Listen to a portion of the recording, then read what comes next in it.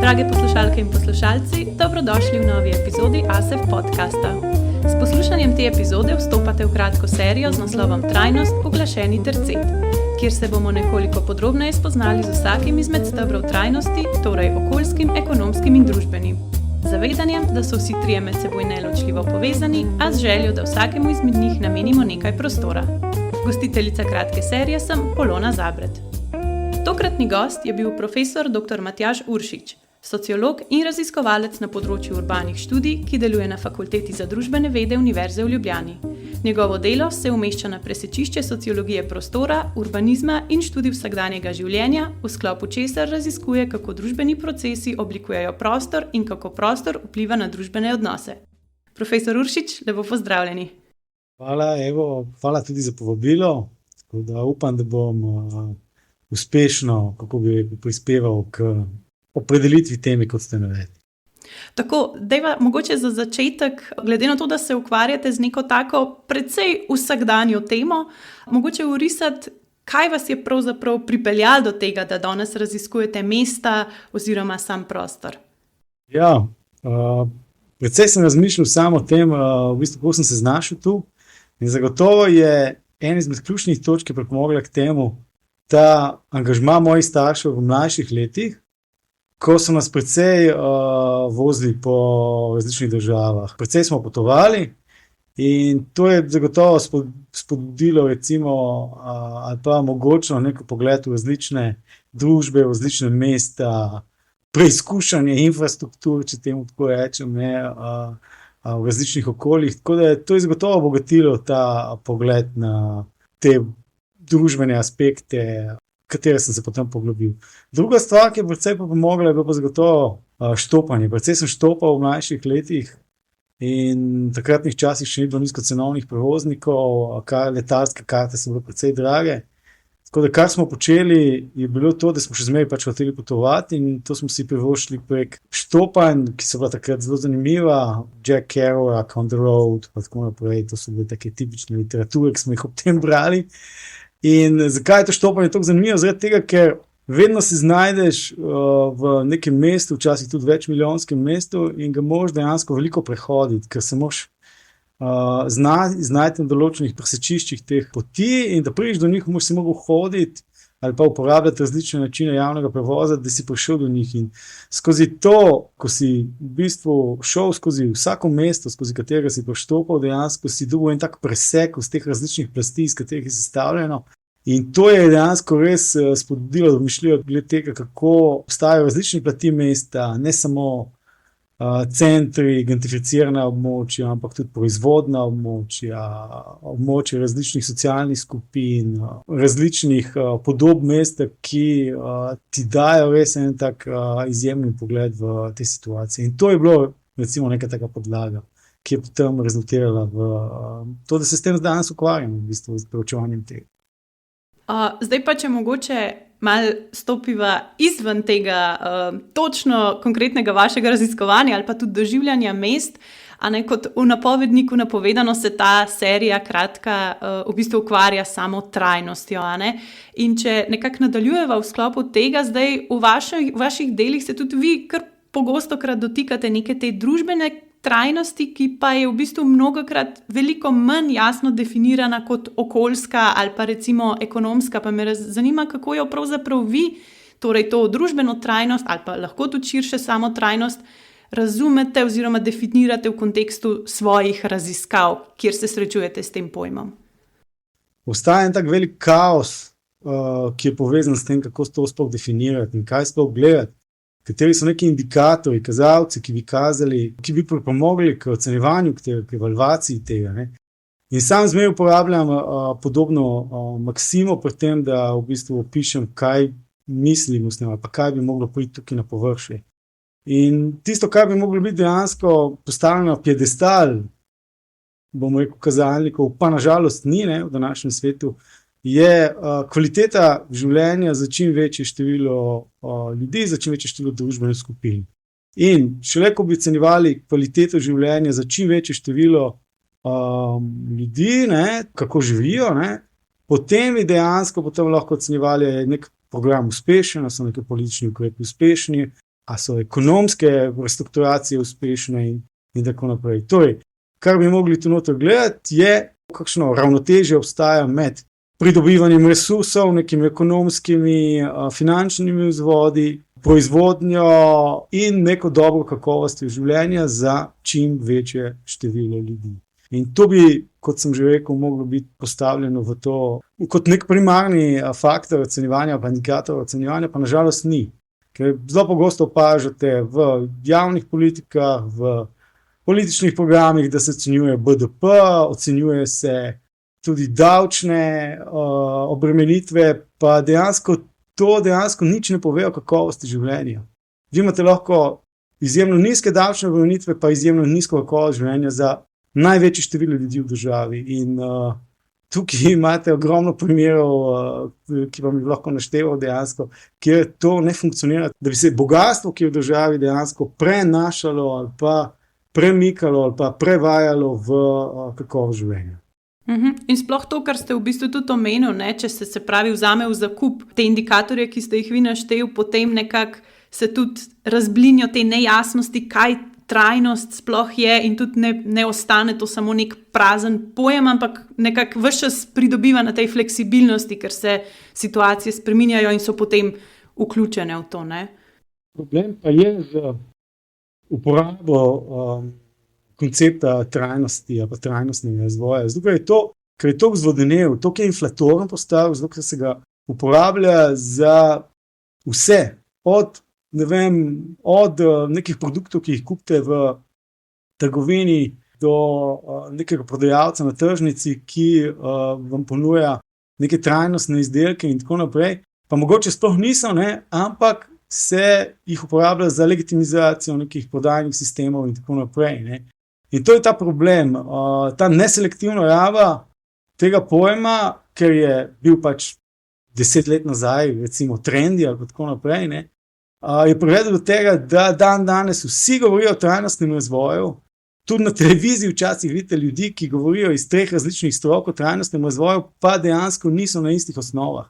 Govorijo en mimo drugega, zato ker vsak misli popolnoma različno verzijo trajnostnega razvoja. Naprimer, mogoče en ekonomist govori o finančni trajnosti, bomo rekel, ki se ukvarja mogoče z prostorskim razvojem, govori o ekološki trajnosti v smislu vzdržnosti naravnih ekosistemov, recimo. Tretji človek pa mogoče govori o družbeni trajnosti. Skratka, govorimo en mimo drugega, ne da bi se dejansko pri tem te ravni sinhronizirale. In obstaja kaos in dejansko ni nekih enotnih normativov ali pa enotnih vatlov, po katerih bi vse to teklo, in totalna zagata je z tem, kako se to uporablja. Zdaj, zato, da tudi midva ne bova ostala v teh preveč abstraktnih razumevanjih, pa lahko recimo to trajnost oziroma recimo družbeno trajnost razumemo ali pa preverimo tudi skozi mesta, ki so recimo nek tak res kompleksen sistem odnosov, in me zanima v bistvu v sklopu zdaj tega tudi fokusa na mesta, kako vi v bistvu sploh razumete mesto, kako ga definirate, sploh pa recimo kot nek družbeni sistem. Jaz bom uporabil tukaj kar neke tipične koncepte, ki že obstajajo. Tukaj ne bom izumljal neke tople vode, ampak enostavno povzel to, kar so že predhodniki pred mano govorili. Naprimer, Henri Lefebvre in njegova produkcija prostora je tipičen tak sistem, ki lepo ilustrira, kaj je mišljeno s tem. Ne. Namreč Lefebvre vedno pravi, da je prostor ne samo fizično produciran, skratka prek opek, malte, betona in tako naprej, ampak tudi družbeno produciran. Ne. To pomeni, da ga vedno ustvarjamo tudi ljudje s tem, ko sprožamo neke poglede ali pa neke percepcije glede tega, kako bi mogel biti ta prostor oblikovan. Ne. In zdaj tukaj se dotaknemo že te družbene produkcije prostora. In zdaj bom šel še naprej tukaj te družbene produkcije prostora. In naprimer vam to skušal ponazoriti, kaj je tu mogoče Lefebvre mislil od zadnje, pa kakšni sistemi so tukaj od zadnje. Naprimer, vsaka država ima drugačno zakonodajo o tem, kako se izvajajo neke prostorske spremembe. Ne. Naprimer, v Franciji se mesta definira na čisto drugačen način, kot se jih definira v Sloveniji. In francoski sistem ali pa slovenski sistem je prilagojen nekemu vrednotnemu sistemu, ki obstaja. In na podlagi teh vrednotnih sistemov, ki tu obstajajo, se pišejo zakoni, pišejo neke formalne osnove, po katerih poteka neka fizična produkcija prostora. In zdaj, zmotno je misliti, da ta zakonodaja ali pa da te prostorske osnove, pa tudi ti strateški prostorski načrti izhajajo iz nule ali pa da so neutralni ali pa da so nastali iz vakuma, ampak so nastali v nekem vrednotnem okolju, kjer so pisali ljudje, ki so zrasli iz nekega družbeno-kulturnega sistema. Skratka, nikoli ni nekih neutralnih ali pa nepolitičnih pozicij pri produkciji prostora in to se zrcali tako v fizični kot v družbeni produkciji prostora. Skratka, vsaka država ima pač neko situacijo s prostorom, ki je odraz njenih vrednotnih ustrojev, pa nekih družbeno-kulturnih norm, ki obstajajo in zatečeno stanje je točno odraz tega, kako se to odvija. Skratka, ni kriva, mogoče, če temu rečem, zakonodaja, ni kriva, bom rekel, da se neki načrti in tako ne izvajajo, krive so vrednotne osnove, ki potem dejansko privedejo do tega, da se to izvaja ali pa da se to ne izvaja. Zdaj pa lahko debatiramo o tem, kakšne so vrednotne osnove, družbeno vrednotne osnove v Sloveniji. V sklopu mogoče tega lahko seveda absolutno še malo razširiva to, me pa tudi v sklopu tega zanima, kakšno vlogo ima pravzaprav neko vsakdanje življenje pri mogoče tudi gradnji teh vrednot in potem definiciji in tega, kaj je mesto. To so, bom rekel, pač ti klasični pogledi, ki izhajajo iz socialne ekologije.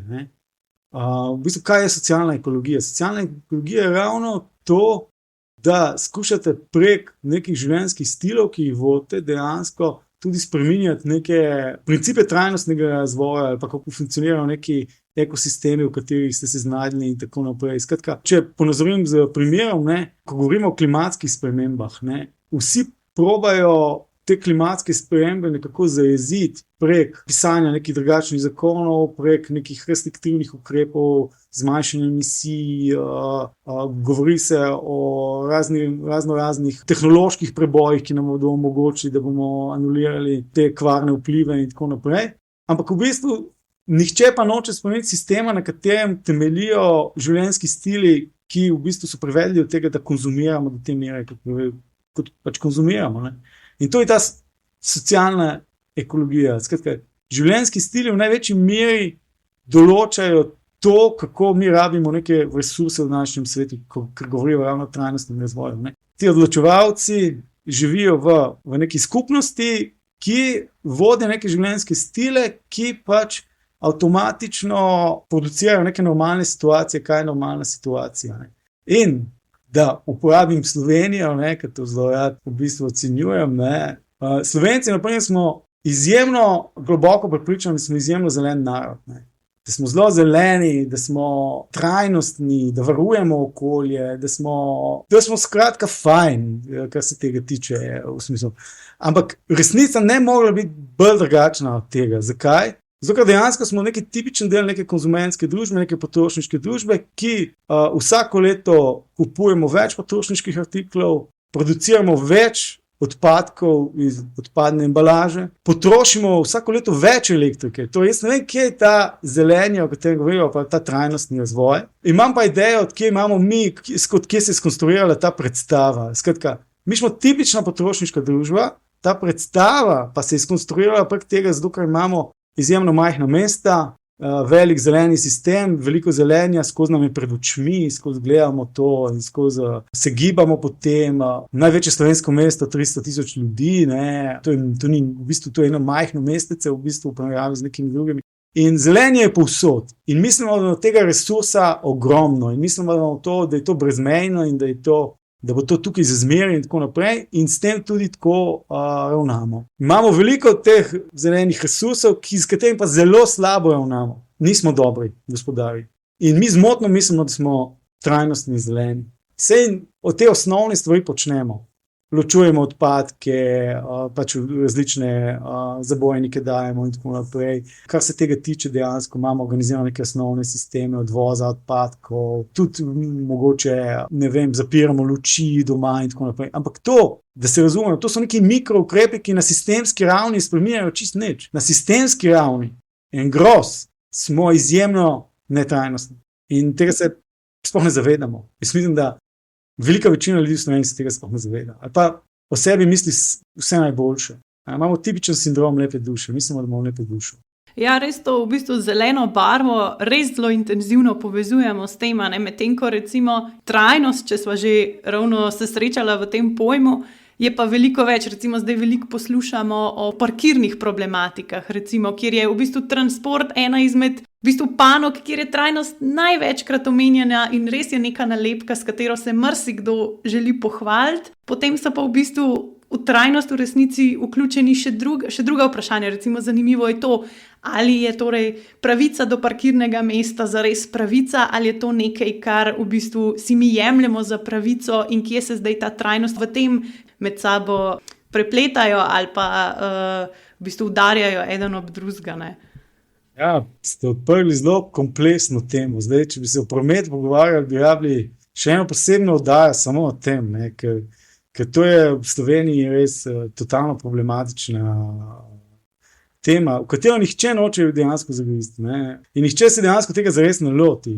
Tudi zdaj sedanji ukrepi, o katerih smo slišali in tako naprej, so izjemno kompleksni in tudi problematični, zaradi tega, ker nimaš dejansko primernih alternativ avtomobilskemu prevozu in to je problematično, ne. Ne vidim nekih kratkoročnih rešitev, razen če bi se država tukaj zavedala oziroma zavezala, če bi se spremembe paradigme, ne, ker trenutno kljub paradigma še vedno stoji na avtomobilskem prevozu. Pustimo to, da posamezna mesta probajo zdaj uvajati neke kontradiktorne ukrepe tej paradigmi, ne, v bistvu to rezultira samo še v hujše napetosti, kjer situacija ne bo, ne vem, če prihaja do dobrih situacij. Poleg tega tudi ta mesta ne ponujajo najboljših alternativ, ne, za pač nadomeščanje avtomobilskega prevoza. Javni promet še zmeraj ni dober, ne, treba poudariti, ne. Kljub trudu, ki se vlaga, ne, je še zmeraj finančno premalo podprto, da bi razvili res alternativne sisteme temu avtomobilskemu prevozu, ne.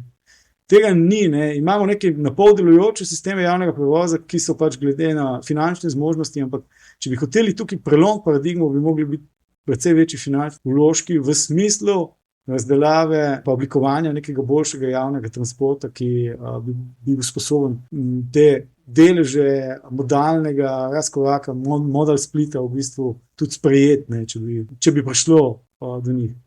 Zaenkrat tukaj še ni zavezanosti države in tudi bomo videli, ko se bo to odvijalo v prihodnosti. Zakaj? Zaradi tega, ker, kot sem rekel, slovenski urbani sistem je izjemno razpršen, izjemno lokalno orientiran, z lokalnimi politikami, majhnimi kritičnimi masami in tukaj mora priti res do odločitve. Država se mora odločiti z vsemi lokalnimi akterji, ki morajo podpreti to, ne. Zdaj vprašanje je pa, ali so lokalni akterji pripravljeni sprejeti te neprijetne ukrepe, ne, ker to bi drastično spremenilo sedanje razmerje, ne.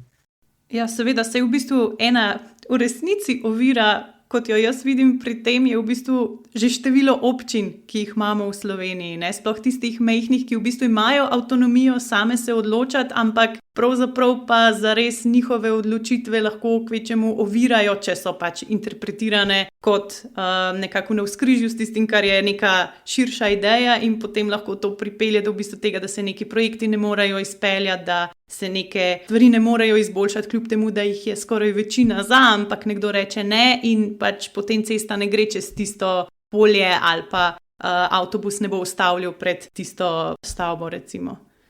Problem je, občine v bistvu ohranjajo neko zelo dobro kvaliteto življenja. Ljudje dobro živijo v svojih občinah, ampak problem nastane pri javnem dobru, ne, skratka po tistih ukrepih, ki ne bi sprožili neko javno dobro ali pa omogočali neke razvojne preboje, ne. In tu pa nastane problem, ne. Živimo super, ne, ampak zdaj, a bi bilo dobro izvesti nekatere projekte skupne za nadaljne dobro, ne, za nadaljne razvijanje tega sistema, ne, in tu nas čakajo neke velike dileme. In ne samo to, ne, kako to sploh prevesti v prakso, ker niti regij nimamo, ne. Niti regij nimamo in tudi, ko bodo regije oblikovane, jaz upam, da bojo, ne, nekoč, nekje v prihodnosti, ne. bo minilo, potem ko bodo že ustanovljene, še kar nekaj časa, da bodo te regije sploh dobile nek mandat možnosti izvajanja nečesa. Skratka, ko bodo regije, v bistvu bodo brez pristojnosti, ne bodo imele neke velike moči, no, to hočemo reči. In za ta prenos moči z lokalnih akterjev na regije, to bo še zanimivo obdobje. In zdaj, če se mogoče malo premakneva torej na mesta konkretna, kakršna so, pa mogoče to neko predstavo, ki jo imamo, me zanima v bistvu nekako tudi iz vaših raziskav, kaj ugotavljate, recimo v kakšni meri se razlikujejo neke načrtovane rabe prostora od potem dejanske rabe. Zdaj, ne mislim procentualno, da date neko številko, ampak tako v bistvu v kakšni meri so ta odstopanja, kako se kažejo, se potem prostor preoblikuje, se ljudje prilagodijo, ko mogoče kakšne uvide na tem področju, če lahko ponudite nekako. Vedno pride do nekih zamikov tukaj noter, ne. Predvidi se eno, ne, potem po nekem obdobju implementacije se potem pa vidi, da dejansko ne prihaja do dejanske realizacije tega, kar so predvideli. In zato obstajajo več razlogov, ne. En je zagotovo vzrokov, ki privede do tega, do te diskrepance med predstavljenimi načrti in realizacijo, je zagotovo neka simplifikacija postopkov. Zdaj poenostavljanje. Kaj mislim s tem poenostavljanjem? Ne? Dejansko imate neke ideje, kaj bi se naredilo, neko v grobem idejo, kaj bi bilo dobro pričakovati na nekem območju ali pa nekih spremembah v mestih in tako naprej. Potem pa dejansko, če hočeš to res dobro narediti, ne, zdaj, če hočeš to filigransko optimizirati, ne, ali pa narediti res dober projekt, ne, rabiš precej podatkov vhodnih, rabiš precej analiz, rabiš veliko analiz, ki niso ravno poceni, ne. In te analize ti dajo dejansko neko uvid v to, kaj poteka na neki situaciji ali pa kaj bi bilo dobro narediti, ali pa kako prilagoditi neke projekte nekemu lokalnemu kontekstu, ne. In tu pa nastane ta problem. Teh vhodnih podatkov ponavadi zelo malo. Ali pa se ponavadi absolutno ali pa vnaprej predpostavlja, da investitor, da izvajalec, naročnik ve, kateri so ti vhodni podatki ali pa kaj lahko pričakuje. Ne.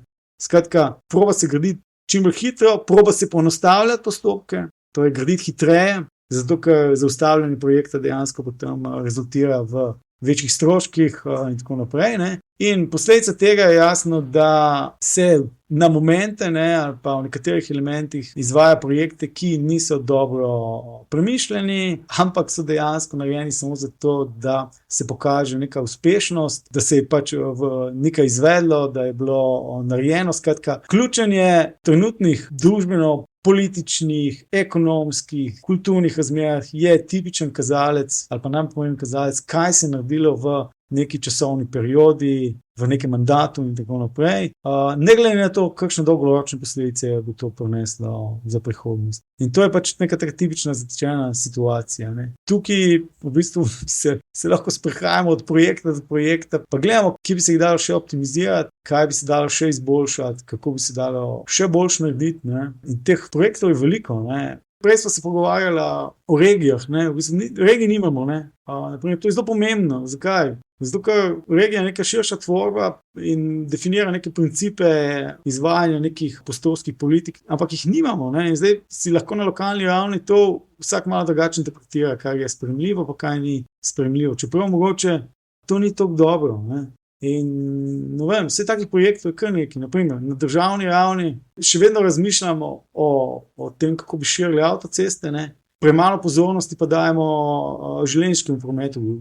Zaradi tega, ker jasno, zaradi tega zahteva precej več napora in to je dolgoročni projekt, ne. To je večmandatni projekt, ne, in nihče noče zagristi v to. To mogo biti kolektivni projekt celotne države, tako leve in desne opcije, ne, da bi se zedinili glede tega, da se začne sistematično vlagati v optimizacijo železniških omrežij. Ne vem, kako bomo prišli to skupaj. Ne. V bistvu bomo še naprej počasi po koščkih, zelo malo, ni nekih res sprememb, nekih paradigmatskih osnov in tako naprej. Ne.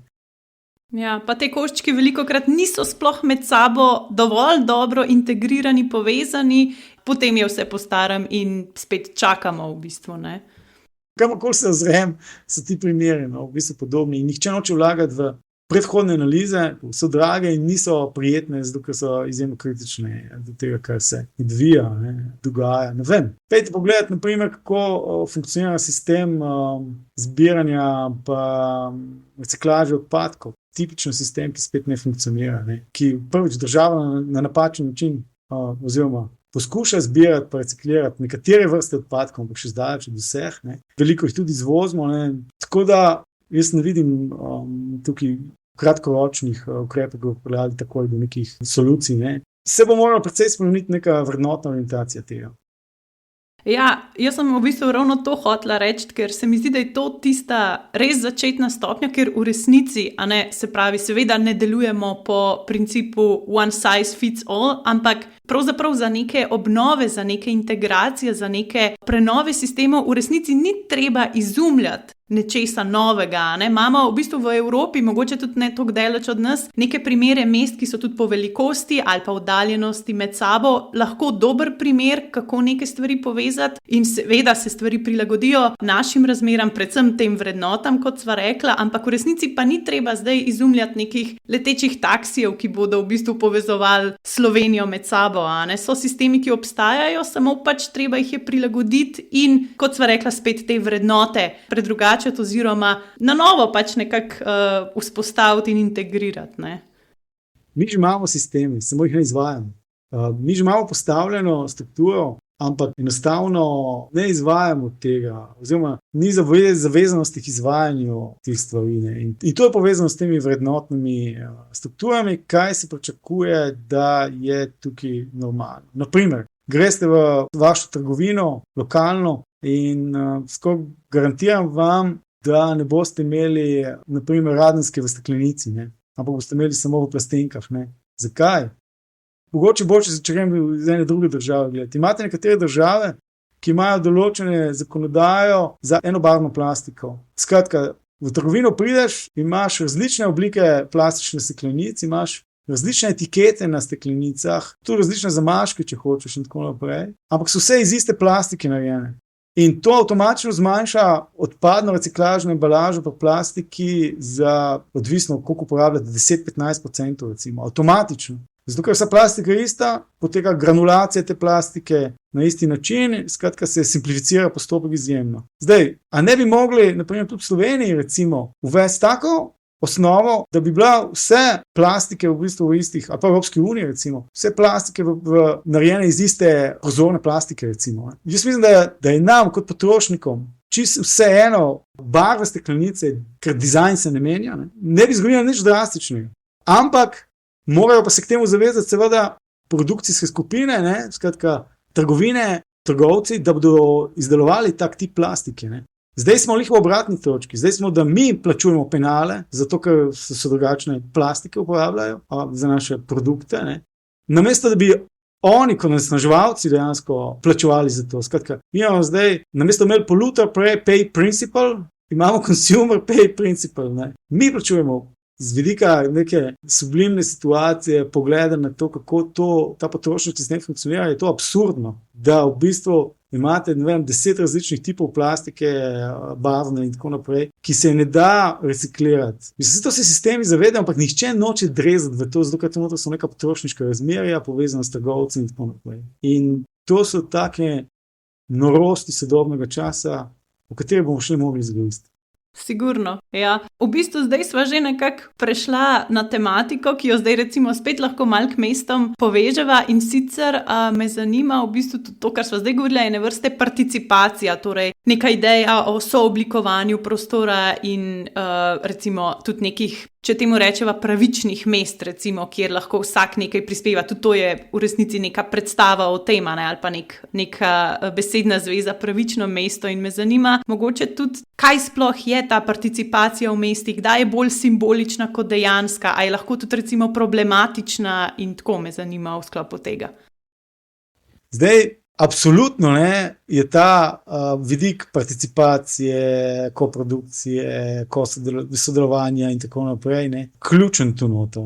In če pogledamo Slovenijo, ne, je tak tipičen primer, kjer imate neke zakonodajne osnove za participacijo. Z vidika neke evropske zakonodaje se vnaša ti principi ali pa vzvodi participacije v neke formalne, legalistične osnove. Ampak problem nastane drugje. Ne. Skratka, imate vzvode za to sprožiti, ne, participacijo, ne, ampak se redko realizira, redko se implementira, redko prihaja do tega, da se to uporablja celo za optimizacijo nekih prostorskih sprememb. Ne. Zdaj, v čem je problem? Ne? Problem je v tem, da se ljudje premalo zavedajo možnosti uporabe tega.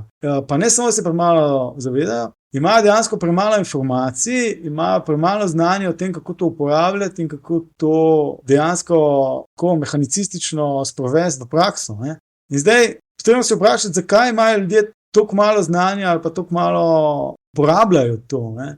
In tukaj pa nastane ta Kavelj 22, ne, ki je značilen za to slovensko situacijo, da dejansko tudi institucionalne veje oblasti dejansko jim ni v interesu dejansko izvesti to opolnomočenje ali pa deliberacijo v bistvu teh procesov v javnosti, zato ker to pomenilo več komplikacij, več optimizacij sistema, več stroškov, tako finančnih, časovnih, zato, da bi pole dejansko to potem tudi uporabljali v nekih sistemih na vsakdanji ravni. Ne. In dejansko se ta proces opolnomočenja državljanov ne izvaja, oziroma te možnosti za to participacijo obstajajo, ampak jih nihče ne zagrabi, ker bodi se nima dovolj znanja ali pa se ne zaveda, kako to izvesti. In vsem je na nek način to ustreza in prihaja do te situacije, da tega ni. Ne. Zdaj, če bi hoteli to participacijo v večji meri izvesti, ne, potem bi rabili neke izobražene ljudi, izobraževati ljudi, kako to uporabljati. Ne.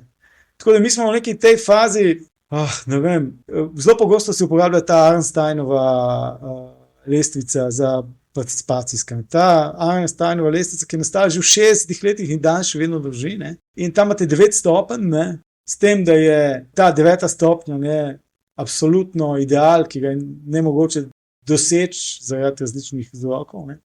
Ampak recimo Slovenija je tam nekje v spodnji sredini. 3, 4, ni šans, da je kaj več. Ker enostavno imate tam neke formalne postopke, ki to omogočajo, ampak nihče se tega ne loti, zato ker moraš imeti dovolj socialnega in informacijskega kapitala, Bourdieu bi rekel, institucionaliziran, ponotranjen kapital o tem, kako s tem upravljati. In tega mi nimamo. Večina ljudi tega nima. Vse imate, sem pa tja se pojavi kakšna pobuda, ki uporablja to in se zoprstavi nekim poskusom gradnje in tako naprej.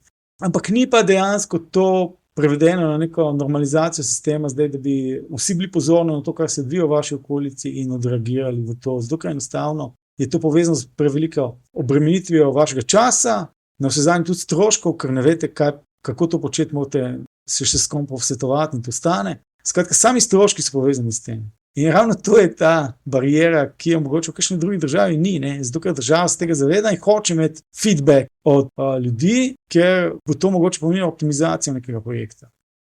Ja, jaz velikrat recimo opazim participacijo tu na neki simbolni ravni, ko torej recimo nek odločevalec vseeno skliče se dobi z neko recimo ozko skupino, mogoče so to, ne vem, starejši, mladi, a ne neko tako zelo definirano, ali pa v bistvu se participacija nekako pod prisilo zgane v primeru NIMBY, ne? Not in my backyard. Takrat ljudje vzniknejo, takrat pa najdejo čas in energijo, ampak zanimivo je ta participacija, se pravi ta NIMBY recimo takrat, ko gre za neke projekte, kjer so velikrat v navzkrižju neka mnenja, kaj je zdaj tukaj korist, kaj je pa v resnici samo to, da jaz nočem gledati tega v svoji okolici, ne? Ja, to so točno te lestvice, v katerih sem probal v bistvu omeniti ali pa usmeriti pozornost. Zato, ker razlika je, a ti sprožiš sodelovanje javnosti že samega začetka, že zasnov projekta, torej prednje je karkoli sploh prva črta narisana na zemljevidu, ne? Ali probaš vključiti ljudi potem, ko je že vse narisano in rečeš, evo tukaj je, zdaj pa ocenjujte. Ne? In to je ta, ne? Se ne bom spuščal v detalje, na kateri stopni smo v Sloveniji, recimo, ne? Da si lahko predstavljate. Skratka, Vse obstajajo boljši in slabši primeri kot Slovenija. Tako smo res tam neka spodnja sredina, ne, kar se tega tiče. Ne.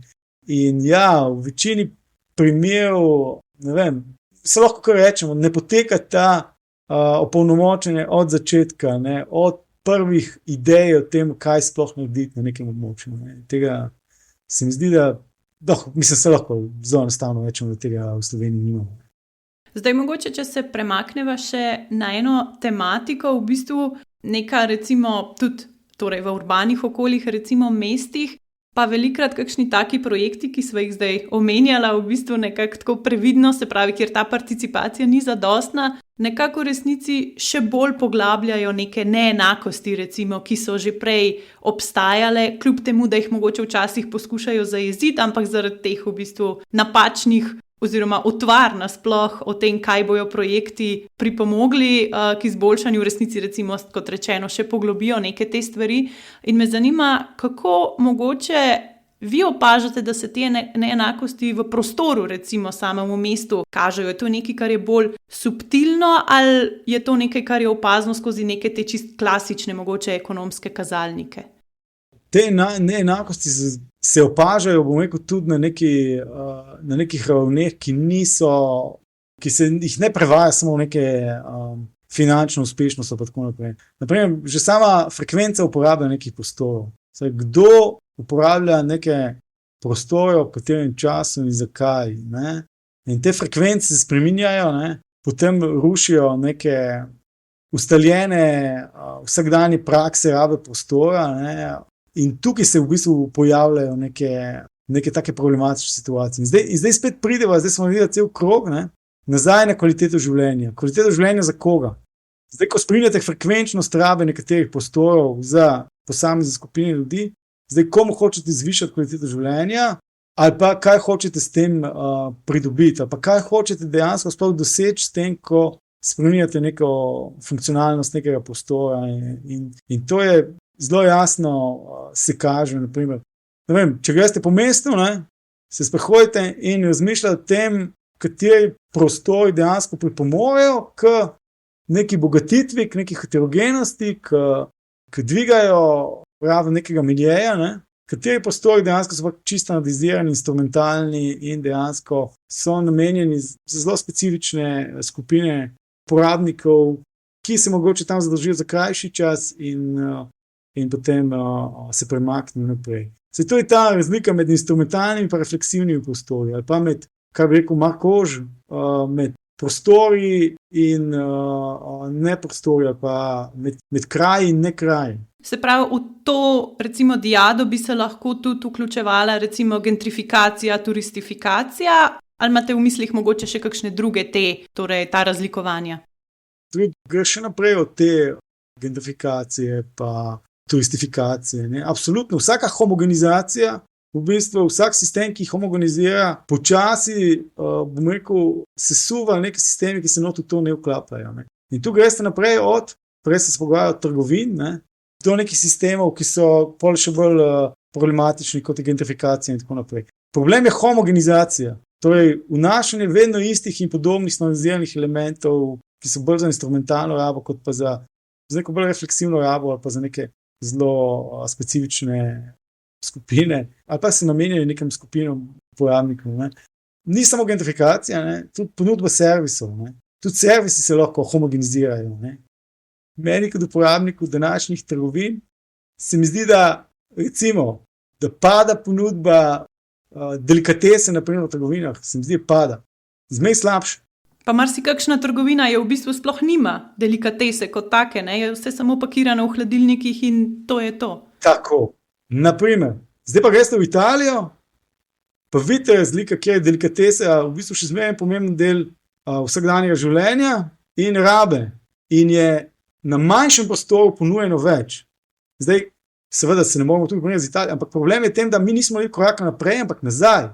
Skratka, ta homogenizacija se opaža povsod, ne, in na najbolj neprijetnih ali pa najbolj vsakdanjih ravneh, za katere ne bi nikoli pomislili, da obstajajo. Ne. In to je ta problematičnost vse te situacije, ne, tukaj noter. Ne. Kako pa potem v bistvu ubrati neko srednjo pot med tem, da se pravi, se neke stvari optimizirajo, mogoče zaradi res neke večje, lažje funkcionalnosti, da vseeno se neke stvari poenostavi ljudem, hkrati pa ohranjati neko to butičnost, recimo. Prej sem govoril o trgovinah, ne? In lahko tem usporednico z Italijo, ne? Ker tudi, kar se tiče sistema nekih maloprodajnih trgovin, je tukaj res zanimiv, ne? Primer kooperative, ne? V Italiji so se obdržale kooperative, ki se ukvarjajo z tem sistemom. Pri nas tega nimamo, ne? Zakaj ne bi država podprla tega? Nekaj časa nazaj se je govorilo o tem, ne? Ampak zdaj sploh ne pride do tega, ne? Da bi se organizirali, da bi podprli podobno kot te italijanski sistem, v bistvu, ki funkcionira predvsem na kooperativah, ne? Prehrambenih kooperativah govorim, ne? Noben noče zagrizti v to, ker je tu pomeni neke specifične družbeno-politične orientacije, ki mogoče ne padejo na plodna tla, ker so preveč zahtevne, ne? Zahodni svet to pozna, no, to. Tudi mi smo, če rečem neke usporednice s preteklimi obdobji, imeli neke zasnove tega, ampak verjetno na tem področju bi rabili tukaj noter več, zaradi vnašanja heterogenosti noter. Ker drugače bomo imeli sistem tako homogeniziran, da ste imeli povsod ista stvar z malo spremenjenim izgledom, ampak v bistvu pa ni razlike. No. In to je ta problematična oblika homogenizacije, ki se nam trenutno dogaja in se ne zaustavlja v bistvu. A vas potem v bistvu, mogoče, če pogledava malo v prihodnost, recimo neke spremembe, ki jih mogoče pričakujete v naslednjih, 20, 30, 10 letih, mogoče najprej, kaj bi te spremembe bile, drugič pa vas skrbijo, je to nekaj, kar, kot sva zdaj govorila, gre mogoče celo v napačno smer, iz katere se bo potem težko nazaj vrniti, ali so na vidiku mogoče neki primeri tudi v Sloveniji, kjer pa se da stvari zapeljati tako, kot bodo vsem bolj koristile. Izmerno tako, ne? Zdaj sem ful kritiziral, kaj je vse narobe, ne? Zdaj bom pa obrnil prizmo, ne, in rekel, ne, da je kvaliteta življenja v Sloveniji izjemna, ne? In živimo izjemno dobro. Ne? Imamo eno boljših kvalitet življenja na svetu, verjetno. Ne? Izjemno ta balans med ponudbo narave, resursov, servisov, trenutno še vedno izjemna, ne? In jaz upam, da tako ostane, ne? In tega se premalo zavedamo. Tudi Ljubljana, vse zadnje, glede na to, koliko je velika, ponuja izjemno veliko število stvari. Ne. V bistvu ponudba Ljubljana glede na velikost nadproporcionalno. Vse, kar se dogaja v bistvu na tako majhnem mestecu, ne, je res hvale vredno. In tukaj jemljemo kot nekako samoumevno vse te dogodke, ki se odvijajo tukaj in nasplošno v Sloveniji. No. In se nam zdi, da bo to večno. Ne. Skratka, poanta je ta, ne, da ta kvaliteta življenja, ne, ki jo imamo, ne, nekako, zdaj probamo tako lep način pisati zatečeno situacijo, ta kvaliteta življenja, ki imamo, je super. Ne. Seveda ne moramo primerjati situacije s tistimi globaliziranimi, večmilijonskimi mesti in tako naprimer država, ki ima večje število ljudi. Ne. Skratka, Ljubljana ni New York, ne. Na srečo. Ja, tako, ali pa odvisno, kak življenjski stil imate, ne? Ampak recimo za veliko število ljudi pa to predstavlja res izjemno situacijo in izjemno ponudbo stvari, izjemno kvaliteto življenja, kot sem že rekel. Ne? In zdaj, če se najdete noter v tej kvaliteti življenja, ki ponuja, ne, je to off the charts. Ne? Tako da tukaj prizmo obračam, ne? In upam, da bomo ohranili to tudi za naprej. Ne? Čeprav obeti pa, ne vem, kaj ne rečem, vseeno treba biti pozoren na to, kar se kaže v svetu, pa kako se trendi razvijajo. Hvala za tale prijeten pogovor. Mislim, da sva naslovila zelo veliko različnih tem, od kritik do v bistvu enih takih super pojasnil in boljših uvidov do te lepe, prijetne note na koncu. Hvala za povabilo in upam, da se mogoče še v kakšni priliki pogovarjamo tudi še kakšne druge stvari. Hvala, da ste poslušali ASEF podcast. Če vam je bila epizoda všeč, jo delite s prijatelji in pustite oceno. Tako pomagate, da nas odkrije še več poslušalcev. Za več vsebin sledite ASEF-u na družbenih omrežjih in se nam pridružite v naslednji epizodi.